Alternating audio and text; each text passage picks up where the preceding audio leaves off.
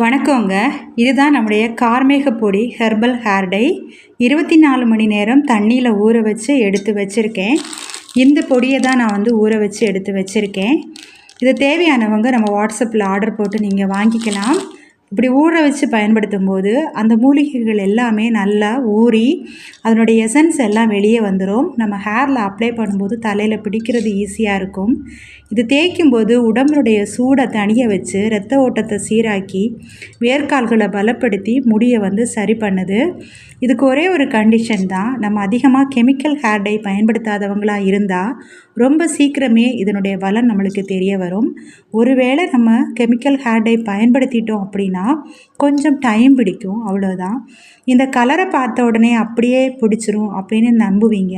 கண்டிப்பாக நான் அந்த ஒரு பொய்யை மட்டும் சொல்லவே மாட்டேன். இதை ரெகுலராக நம்ம பயன்படுத்திட்டு வரும்போது ஒரு 3லேருந்து 4 மாதத்துக்குள்ளே வெள்ளை முடி எல்லாமே கருப்பாக மாற ஆரம்பிச்சிடும்.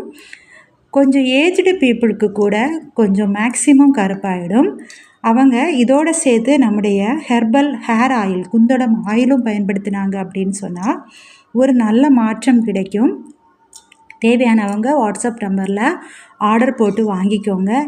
இது ஒரு ஏமாற்று வேலையோ பொய் வேலையோ கிடையாது. நீங்கள் பயன்படுத்தி பார்த்துட்டு இதனுடைய மகத்துவம் எப்படி இருக்குன்னு சொல்லுங்கள். ஆனால் வாரம் 2 முறை கட்டாயம் பயன்படுத்தணும், ரெகுலராக பயன்படுத்தணும்.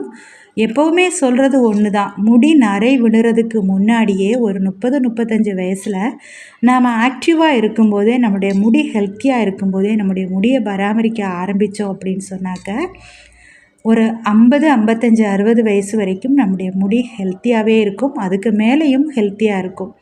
எப்போவுமே சின்ன வயசில் நம்முடைய ஹேருக்கு எவ்வளோ முக்கியத்துவம் கொடுக்குறோமோ அந்த முக்கியத்துவம் நம்ம வயசானாலும் அந்த முடி நம்மளுக்கு தரும்.